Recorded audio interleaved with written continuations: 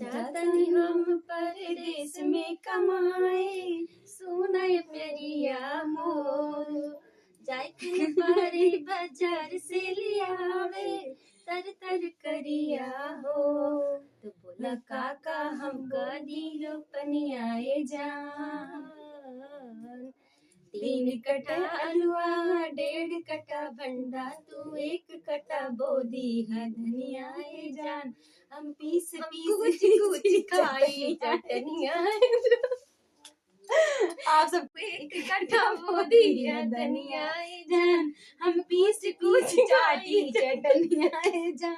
आप सबको हमारी वीडियो अच्छी लगे तो please please please like comment subscribe share करना ना भूलें। आप सबका सपोर्ट चाहिए, दिल से धन्यवाद। जय श्री राम।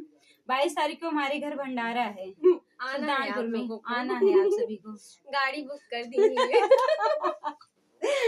चली जाऊंगी अपने ससुराल। तो ये यादगार पल है मेरे साथ, मेरी दीदी के साथ, मेरी येलो कलर की दीदी के साथ। बस इनकी साड़ी दिख रही है, ये नहीं दिख रही है, बट ये वीडियो बना रही है ना।